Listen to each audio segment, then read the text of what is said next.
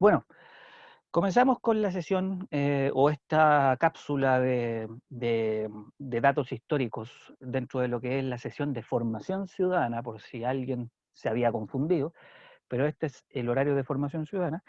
Y el tema que nos corresponde revisar en este mes de noviembre va a ser dedicado exclusivamente a cosas que a futuro a mis estudiantes les puede servir para cuando llegue el momento de insertarse en ese contexto, en este caso, todo lo que tenga que ver con el empleo, el mundo del trabajo, y en este caso va a ser una sesión dedicada para hacer una revisión bastante pequeñita, bastante general, de lo que es la evolución histórica de los derechos laborales, tanto a nivel internacional como en Chile. Por lo tanto, la pregunta queda como, ¿qué es el mercado laboral y cómo se regula?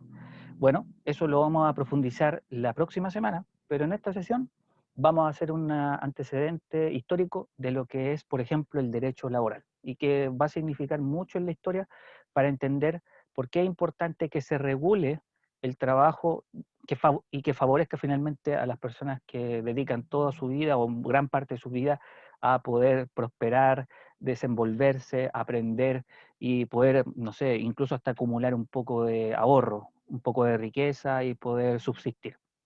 Bueno, las imágenes que están en la pantalla pueden darnos ciertas nociones de que prácticamente el derecho laboral fue un proceso bastante complicado, lento, que generó mucha muerte inclusive, que generó unas situaciones o momentos históricos bastante cruentos dentro de la historia universal y de Chile, pero también distintas prácticas, como por ejemplo el trabajo infantil, por un lado, que en muchos países está prohibido y en otros tantos se supone que también está prohibido, pero también lo que hoy día en pleno siglo XXI termina siendo situaciones ya que para muchos está naturalizado, pero que dentro de la evolución del derecho laboral tiene que igual tratarse, como por ejemplo el agotamiento, la salud mental, lo que es el transporte de ida y vuelta del hogar a la casa, como pasa en muchos países del mundo donde prácticamente la gente se duerme en el metro, en la micro, y eso tiene que ver mucho con la productividad. Tomando en cuenta eso y un hito histórico que hace unos minutos atrás conversé con mis estudiantes, vamos a ir inmediatamente con esta clase introductoria, ¿ya? Bueno, les voy a pedir igualmente un poco de su participación como siempre, porque la idea de esta sesión es conocer a nivel histórico una introducción de lo que ha sido la evolución de los derechos laborales. Vamos a hablar brevemente de lo que ha sido a nivel mundial y vamos a enfatizar puntualmente en la situación Chile, ya en nuestro país. Y obviamente darle la relevancia de por qué son importantes los derechos laborales hoy en día. Ejercicio de conocimiento previo o de alguna manera de introducción al tema de fondo. ¿Cómo debe ser un buen lugar para ustedes, chiquillas, chiquillos, respecto al trabajo? ¿Qué debe tener un lugar ideal de trabajo cuando a futuro ustedes tengan que ser contratados por alguien, tengan que desarrollar su profesión, entre otras cosas? ¿Cómo es un buen lugar para trabajar? ¿Quién se anima a responder o a aportar con una idea?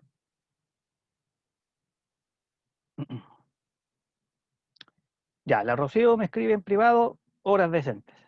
Ya, tiendo a entender que te refieres a horas de trabajo en el mismo espacio, o sea, en cantidad de tiempo laboral, cantidad de tiempo de descanso, cantidad de horas mínimas, máximas dentro de un contrato.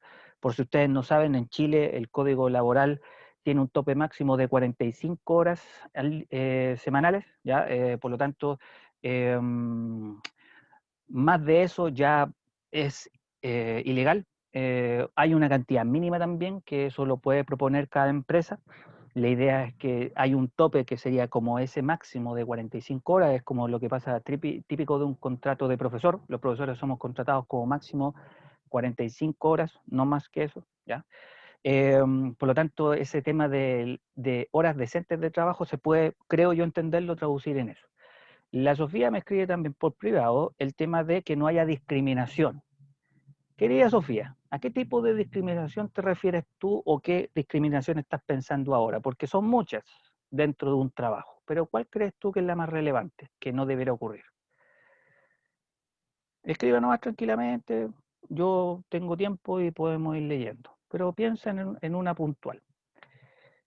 Ya, temas de raza, color de piel, extranjero, proveniente de otro país, migrante, etcétera.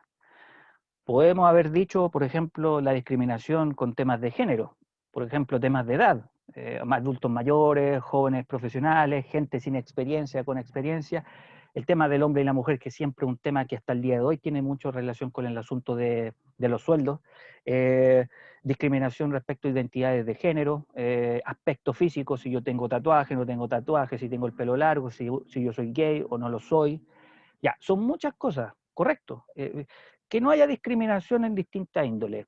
Eso en muchos trabajos hasta el día de hoy es súper complicado, porque hay trabajos que aceptan solamente gente de la nacionalidad de origen, hay trabajos donde solamente se acepta un tipo de género, ¿ya? No dos o tres o más, un nivel de experiencia, en fin, son muchas cosas. Y Gabriel me escribe el espacio con las normas de seguridad aprobadas. Perfecto. Un espacio seguro para poder trabajar, que tenga, no sé, pues, ahora que está muy de moda, por decirlo de alguna manera, el asunto sanitario, que tenga las condiciones sanitarias mínimas y las más de alta calidad para desenvolverme en el trabajo que sea. En la construcción, en un colegio, imagínense con la situación en que estamos ahora, y en cualquier parte. Perfecto. Por lo tanto, para ustedes los lugares ideales de un trabajo, de un espacio de trabajo, son, por ejemplo, las que están ahí. ¿Serán las mismas, serán las mismas necesidades o ideas que existían hace 200 o hace un siglo atrás? No, en muchos casos no eran las necesidades, porque como lo recordábamos hace unos minutos, en el norte chileno salitrero las exigencias eran totalmente distintas.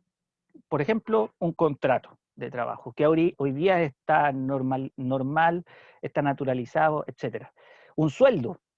Antiguamente se perdía un sueldo mínimo o un sueldo máximo. Hoy en día sabemos que en un trabajo formal uno necesita un sueldo mínimo y ahí obviamente uno negocia posteriormente con los años de experiencia. Claramente, la idea de un buen lugar de trabajo dista mucho de lo que pasaba hace 100 años, 50, 40, 20, y de lo que está pasando hoy en día cuando ustedes salgan a ese espacio, ¿ya? Por lo tanto, este ejercicio, que era bastante sencillo, tiene que ver un poco con lo que está pasando hoy en día. ¿Por qué?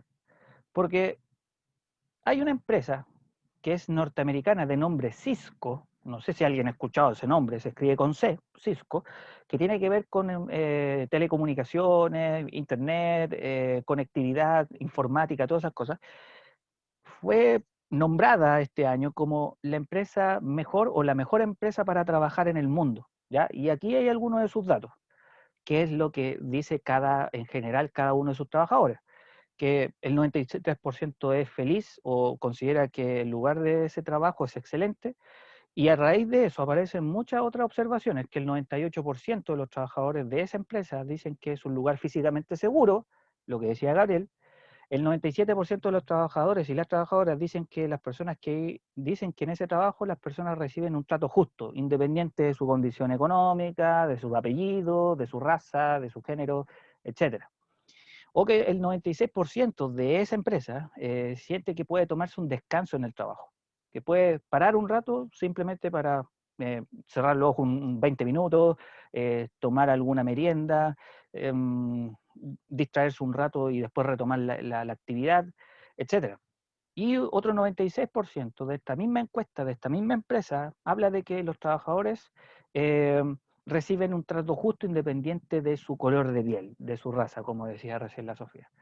Por lo tanto, sus necesidades o sus opiniones respecto a ese trabajo o ese espacio ideal de trabajo son lo que hoy en día marcan un poco la pauta para que los profesionales escojan qué trabajo o a qué lugar dedicar su tiempo, ¿ya? Y todo eso ha sido un proceso de mucho esfuerzo, como se lo mencionaba, y que históricamente lo podemos resumir de una manera cronológica. Por lo tanto, vamos a hablar de los inicios históricos de los derechos laborales y responder a esta pregunta: ¿cómo surgen y han evolucionado estos derechos laborales? Bueno, vamos con un poco de historia. ¿En qué época empieza a cambiar los derechos laborales en el mundo? ¿Ya? Para entender lo que hoy día nos pasa actualmente con el tema del empleo. Hay que situarse en el siglo XIX europeo, 1800 en adelante, principalmente porque ya ahí se ha masificado el tema del trabajo, el tema de la cantidad de horas que uno dedica en la semana, de recibir tal vez un sueldo o algún otro tipo de salario, ¿ya? Pero principalmente, entre 1800 a 1950, hay un contexto que obviamente tiene momentos muy álgidos y momentos mucho más bajos, pero principalmente de precarización laboral, inseguridad, insalubridad, pagos bajísimos de sueldo, maltrato entre empleador y empleados, represión también de parte del Estado cuando uno se quiere manifestar contra algo, etcétera. Por lo tanto, en ese periodo de tiempo, la organización obrera y las demandas de mejoras van a ser una situación transversal. Los trabajadores empezaron de a poquito a organizarse y de a poco se convirtió esto en una masa de gente. Y de hecho se transformó en un tema para que los legisladores en los congresos de los distintos países empezaran a presionar por cambios a través de las leyes que permitieran que esa precarización fuera de más a menos, fuera disminuyendo, ¿ya? Difícilmente desaparece, pero la idea es esa, ¿ya? Por lo tanto, tenemos 4 momentos históricos importantes de la historia universal que buscan explicar cómo ha ido evolucionando esa idea de los derechos laborales. La primera etapa, y que la voy a sintetizar brevemente para que ustedes después en el video la pausen en este mismo instante, tenemos el primer momento que es la consolidación del sistema capitalista. Eso es importante mencionar porque en Estados Unidos, en Europa, que son los lugares donde existen las grandes potencias de esa época, por lo menos en la primera mitad del siglo XIX, entre otras cosas, van a permitir la expansión de la actividad industrial, la urbanización de las poblaciones, o sea, la migración del campo a la ciudad, por esta idea de una mejor oportunidad de vida, esta idea de poder encontrar un mejor trabajo y especializarse y ese tipo de cosas. Y finalmente también lo que lamentablemente eso genera, que provoca una cantidad de trabajo desmedida, una cantidad de horas, de que no haya regulación en relaciones laborales. Ahí todavía no está naturalizada la lógica de un contrato de trabajo, de firmar un documento, de establecer un nexo formal entre un empleador y un empleado, sino que más bien de palabra todavía. Y finalmente, ante todas esas precarizaciones iniciales, empiezan las primeras protestas modernas de obreros, ya de los distintos trabajos que existían en esa época, sobre todo los que son ligados al mundo industrial, ¿ya? Eh, Sofía, te respondo en un momento más a esa pregunta, que en realidad no tiene que ver mucho con esto, pero algo puedo recordar sobre esa constitución, ¿ya? Así que ojo con eso. La segunda etapa, ya de este resumen cronológico, es el surgimiento de los movimientos obreros y de organizaciones obreras. Ya los obreros van a unirse, ya en distintos grupos de industria, por ejemplo, sindicatos, por ejemplo, otros tipos de organizaciones como las mancomunales, que aquí fueron muy famosas en Chile, ¿ya? Y que a mediados del siglo XIX en adelante, 1850, van a mostrar un nivel de organización mucho mejor de los obreros y por lo tanto un llamado de atención para los estados, para los gobiernos de esos países. Porque principalmente las demandas ya dejaron de ir hacia los empleadores, hacia los dueños de las empresas, sino que al Estado, que se supone que debe ser garante de la seguridad de todos los ciudadanos, producto de que hay una constitución, por ejemplo, de por medio. Entre otras demandas, las horas de trabajo que disminuyeran, tiempos de descanso o incluso de recreación. ¿Ya? Por eso hay algunos países donde la gente trabaja, ¿cuánto al día? 4 horas, 6 horas, 8 horas, y no 12 horas como suele ser en promedio lo que trabaja un chileno promedio dentro de nuestra sociedad. Y ahí empezaron a ponerse virulentas las actitudes también de los obreros al no haber respuesta de parte del Estado. Tomas de fábricas, huelgas, paralizaciones, manifestaciones, etcétera, y que terminó lamentablemente con un nivel de criminalización hacia el movimiento obrero y obviamente la consecuente represión que en algunos casos terminó con algunas matanzas súper importantes en esos respectivos países, como las que vivió Chile particularmente a principios del siglo XX, ya que durante el siglo XVIII nuestra realidad era muy distinta a la que por lo menos se muestra aquí. Una tercera etapa, obviamente siendo una evolución de las 2 etapas anteriores, habla de lo que son las primeras leyes de protección al trabajo. Entre fines del siglo XIX y comienzos del XX, la lucha obrera es un tema social, es un tema de los diarios, es un tema de la radio, es un tema que se habla en las calles, porque se ha masificado cada vez más, ha cruzado las fronteras de los países y se ha radicalizado aún más todavía. Eso genera mayor represión también, gente que derechamente muere por obtener un derecho laboral, como por ejemplo descansar o tener un casino para poder comer. ¿Mm? Pero entre medio también se da en una época donde el capitalismo sufre muchas críticas producto de que tiene muchas ventajas respecto a la riqueza de una nación, respecto a la productividad, respecto a acumulación de capital, pero por otro lado un nivel de abuso tremendo contra los trabajadores. ¿Ya? Por lo tanto, el capitalismo va a ser también muy criticado en estos momentos históricos. Por lo tanto, los estados van a empezar a responder con leyes, ¿ya? Que reconocen los derechos de algunas demandas, como las que yo le he mencionado anteriormente. Y entre otras, la disminución de la jornada laboral y los seguros contra accidentes laborales, que eso hace mucho tiempo no existía, no era un tema, ¿ya? Porque no había necesidad, pero ahora Profe, claramente sí. Dígame. con respecto a Chile, me acuerdo que salió también el tema de la ley de la silla, no me acuerdo cuándo, pero Ujú. era tema obrero también. Sí, de hecho, eso en nuestra historia ocurre a principios del siglo XX, entre 1907 a 1914. Era una época donde los gobernantes eran de una clase social muy alejada de la realidad del pueblo, de una oligarquía, ¿cachai? En donde las leyes dormían en el Congreso, por lo tanto los obreros estaban muy molestos, estaban muy desilusionados con los gobiernos y con las clases pudientes de la época. Pero cuando se logran sustentar algunas demandas a través de leyes, una de las más famosas es la famosa ley de la silla, que es básicamente poner en un espacio de trabajo una silla cerca del mostrario o de algún lugar donde estén los trabajadores y tener por lo menos 30 o una hora de descanso diario, ¿ya? Para poder, y de hecho, poder descansar de trabajos donde muchas veces hay que estar de pie. ¿Ya? Eso no significa que la persona no pueda seguir trabajando. Uno puede ponerse, no sé, pues en una farmacia con una silla y uno puede sentarse y seguir trabajando un rato. Pero la idea era otra, que simplemente la gente pudiera tomarse una hora de descanso de su jornada. Obviamente ahí entra el tema de los turnos y esas cosas, pero la ley de la silla tiene que ver mucho con esta evolución. ¿Mm? Eh, si alguien tiene problemas con internet, no se preocupe que el video queda impecable, así que no se asusten con ese tema. ¿Ya? Bueno, y finalmente, para avanzar, tenemos la consolidación.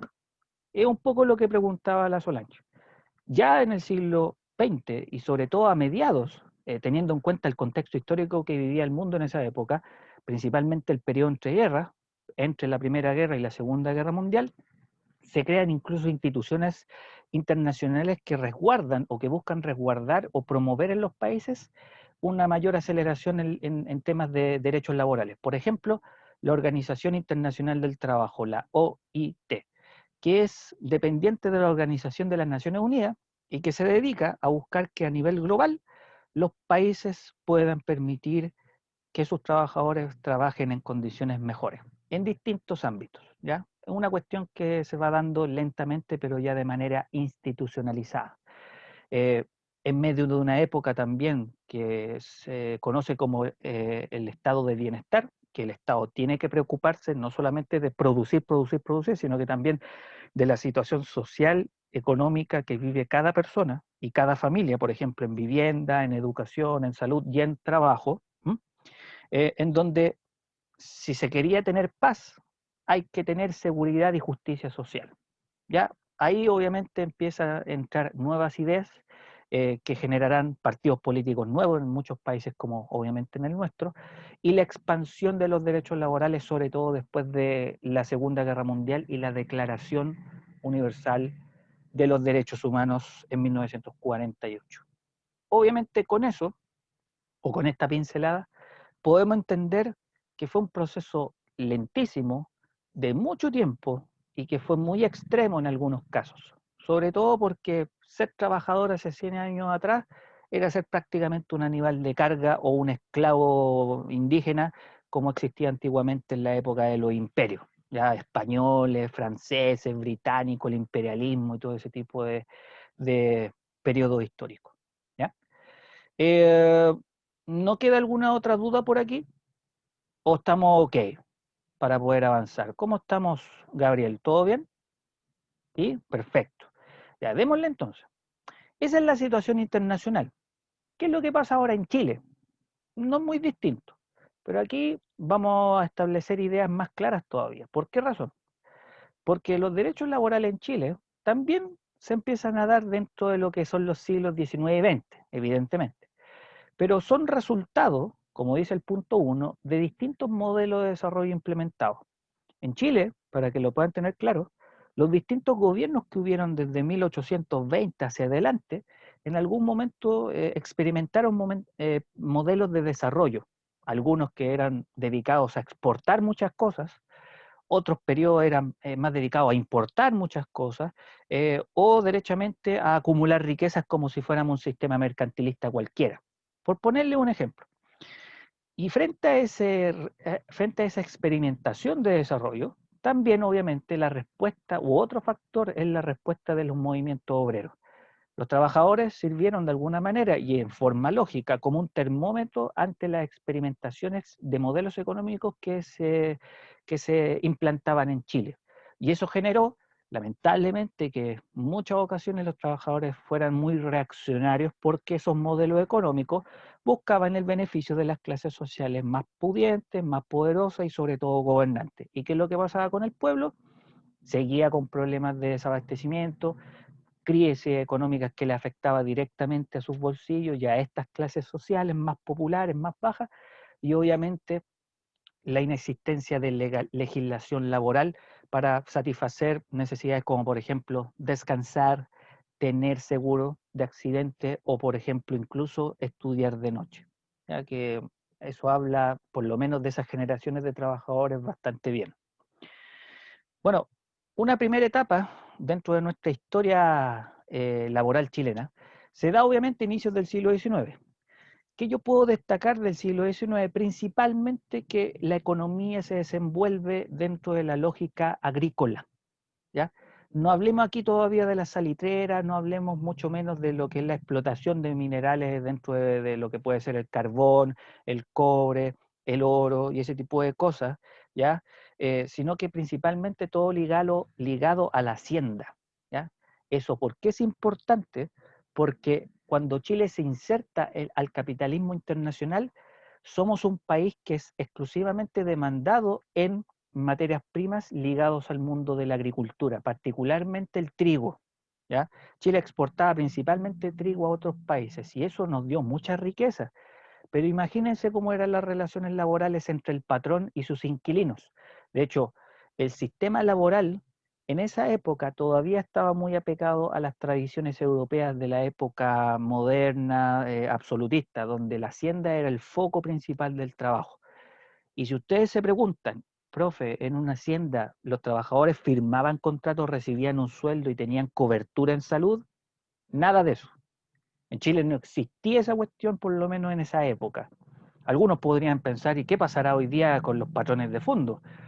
Personalmente siento, yo no conozco ningún fondo particularmente, no he ido nunca a vivir en alguno, tampoco he trabajado en esos espacios, pero me tinca o me da la sensación de que hay cosas que se han mantenido en el tiempo, obviamente, en donde el trato ha mejorado muchísimo entre el patrón y sus trabajadores, no como antiguamente, que eran unos verdaderos déspotas, y las relaciones de inquilinaje entre el patrón y todos sus trabajadores, llamados inquilinos o peones, nombres que hay que tener presente por si hay alguna pregunta de historia de Chile sobre este tema.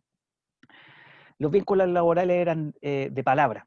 Era casi como la relación de servidumbre en la antigua Edad Media. No sé si se acuerdan del feudalismo, donde básicamente el trabajador le trabaja toda su vida al rey y el rey se preocupa de mantenerlos seguros, de darle alimento, casa y sería. Y con eso supuestamente todo el mundo es feliz, ¿ya?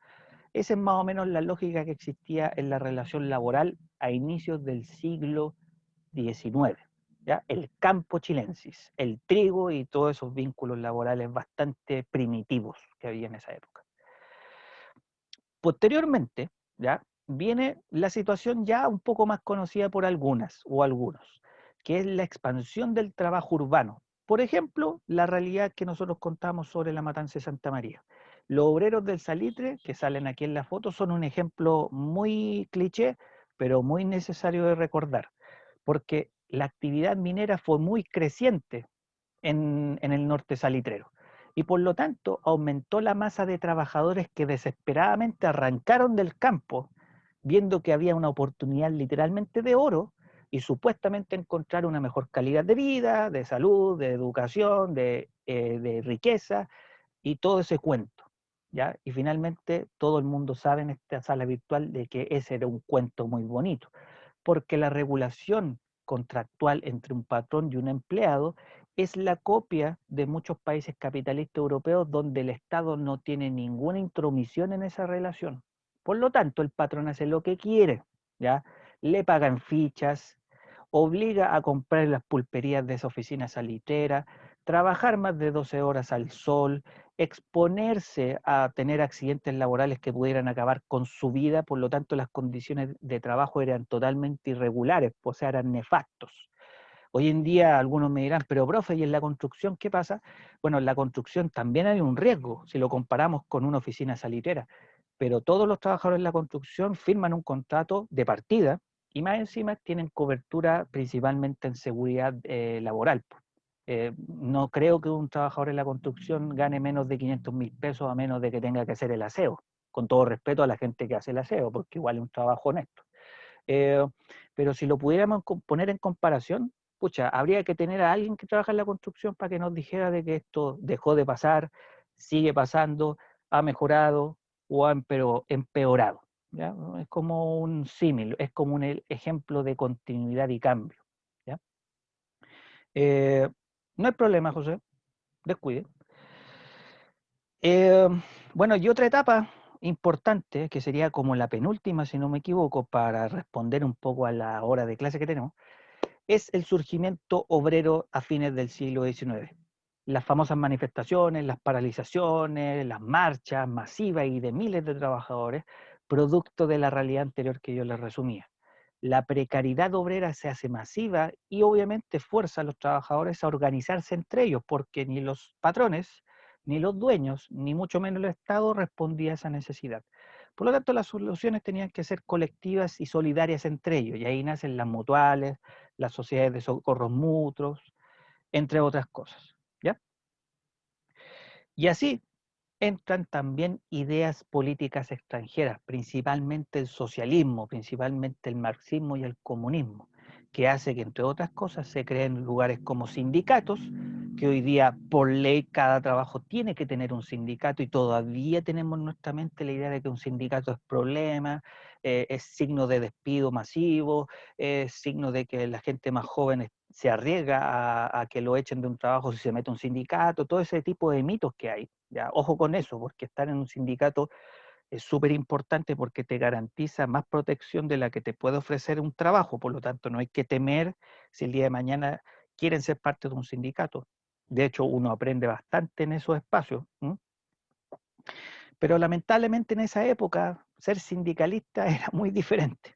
Era vivir bajo el yugo de la represión y cosas que el Estado lamentablemente hizo de manera muy virulenta en esta época. Y aquí podemos hablar de la matanza de Santa María, la huelga de la carne, la revuelta de la chaucha, que es este precio del pasaje de la micro que se comparó con los 30 pesos cuando fue el estallido social. No sé si alguien se acuerda que apareció eso de repente en algunas páginas de internet.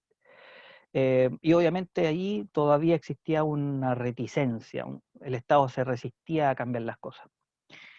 Bueno, y finalmente ocurren dos etapas que en realidad son una continuidad.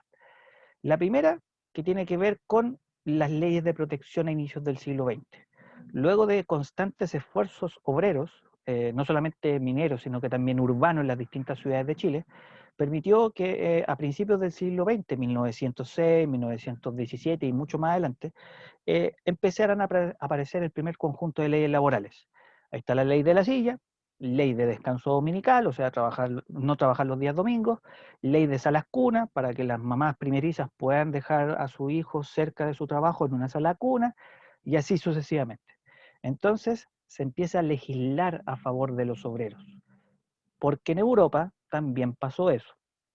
Chile imita lo que básicamente ocurre en Europa cada cierto tiempo, en donde entre otras cosas hay una crítica directa hacia el Estado de parte de gente proveniente del mundo político, del mundo intelectual y obviamente del mundo laboral, ¿ya? Pero eso no significó, como dice en el punto 3, de que se terminara la represión. Bueno, de hecho, la represión no ha terminado en términos laborales hasta el día de hoy. Hay episodios más pequeños, eso sí, pero sigue existiendo, lamentablemente. Bueno, y finalmente, ¿qué decir respecto al término legal más antiguo y vigente respecto al tema del empleo? En el año 31, como dice en el punto 4, nace el primer Código del Trabajo de Chile y con el paso de las décadas y de los años, obviamente se fue reformulando hasta lo que en el día de hoy conocemos como el Código del Trabajo versión 2020, por así decirlo. ¿Ya? Recién en los años 30 nace un Código del Trabajo, después de décadas y de muchas décadas de lucha en la calle, por lo menos para los trabajadores, ¿ya? Y eso también significó una maduración del movimiento obrero que incluso tuvo representación en los partidos políticos o en el Congreso. Por ejemplo, con el Partido Comunista. El Partido Comunista nació en base a el mundo obrero, el mundo de los trabajadores, por poner un caso de un partido político conocido, ¿ya? Y aquí viene todo el tema del proyecto de legislación laboral, que no solamente con el Código del Trabajo, sino que con otras leyes, va a ir marcando pauta de lo que más o menos les expliqué hace unos segundos atrás, por lo menos en este recuadro, y lo que fue el origen del derecho laboral cuando en Chile todavía, en aquellas épocas, se vivía del campo, aun cuando hoy día todavía hay casos muy parecidos eventualmente respecto a lo que es el tema del derecho laboral, por ejemplo, en el mundo del campo, en el mundo de la agricultura, etcétera, que obviamente ha evolucionado bastante. Pero si alguien se pregunta, bueno, ¿está todo solucionado? Claramente no es así. No, hay cosas que siempre van a haber problemas cada cierto tiempo. Siempre aparece un tema controversial y que incita a que el Estado acelere los cambios a través de nuevas leyes, a través de nuevas legislaciones y a través de actualizaciones, por ejemplo, al Código del Trabajo. ¿No? Finalmente, para ir cerrando un poco ya la sesión, eh, ¿estamos mejor que antes? ¿Estamos mucho mejor de lo que era hace 100 años atrás Chile? Por un lado, sí, hemos avanzado bastante, hemos evolucionado muchísimo. Eso claramente es importante destacar. Pero yo les quiero dejar unas preguntas para que la próxima semana las podamos resolver con mayor claridad. Y por favor, es obligatorio que esta clase la estudien durante estos próximos 7 días. La revisen, YouTube, PPT, qué sé yo. ¿Cuáles de las situaciones que revisamos más o menos crees que se mantienen en los trabajos hoy en día en Chile? Todo este tema de la situación de la seguridad de los trabajadores, por ejemplo, en la construcción, por ejemplo, en un colegio, por ejemplo, en un hospital con el tema del COVID, si es que ustedes conocen una realidad cercana a ustedes, ¿hay cosas que se han mantenido desde esa época hasta el día de hoy? Yo creo que sí. ¿Cuáles? Yo no las sé todas. Más de alguno puede tener una idea en este momento. Si lo quiere decir, por favor, active el micrófono y dígalo. Si no, lo podemos resolver perfectamente en la próxima clase. Y ustedes de casualidad, a propósito de esto, ¿saben quiénes son los que regulan el empleo hoy en día en Chile? Por ejemplo, sobre las horas de trabajo diario y semanal, sobre el salario mínimo. Por ejemplo, ¿saben eso ahora? ¿Quién regula en Chile el empleo? Pregunta igual bastante bien puntete. La Sofi no sabe. Bueno, yo creo que muchos de nosotros en su momento nunca lo supimos, pero está literalmente al frente de nosotros. El Estado, los tres poderes del Estado. El poder ejecutivo, el poder legislativo, el poder judicial. De hecho, por si no lo sabían, y de hecho hace muy poquito pasó por la televisión y quizás pasó colado, la decisión de subir o bajar el sueldo mínimo no solamente depende del Congreso Nacional, de los senadores y diputados quienes discuten, hablan todo el día, bla, bla, bla, bla, bla. También depende del presidente de la República. ¿Ya? El Poder Ejecutivo tiene un cierto nivel de autoridad para zanjar la disyuntiva si se sube o se baja o se mantiene el sueldo mínimo. Por lo tanto, hoy en día el Estado regula eso. Los tres poderes del Estado. Antiguamente dependía del dueño de la salitrera. Antiguamente dependía del patrón de la hacienda. Hoy día se supone que es un Estado con estos tres poderes del Estado. Bueno, y finalmente lo dejaremos hasta estas últimas ideas. Es importante que ustedes conozcan sus derechos laborales. ¿Por qué? Porque existen problemáticas vigentes hoy en día, como las que mencionamos al principio de la clase, o como las que hay relacionadas a la situación entre hombres y mujeres, lo que pasa con los sueldos en función de nuestro estilo de vida. La vida se ha encarecido cada vez más, por lo tanto, hay muchas situaciones financieras que no alcanzan con el sueldo que uno recibe en el trabajo. Por lo tanto, el tema del crédito, la banca, los préstamos también es un factor. Y en caso de no cumplirse los derechos laborales, ¿qué hacer? ¿A dónde voy? ¿A quién voy a reclamarle? ¿Y cuánto tiempo eso se demora en solucionarse? Esas cosas podríamos verlas la próxima semana y en el tiempo que nos queda de trabajo en este mes de noviembre. ¿Ya? Así que lo vamos a dejar hasta aquí. Le agradezco un montón la paciencia para que este video lo puedan utilizar en las futuras evaluaciones que tengamos en este mes.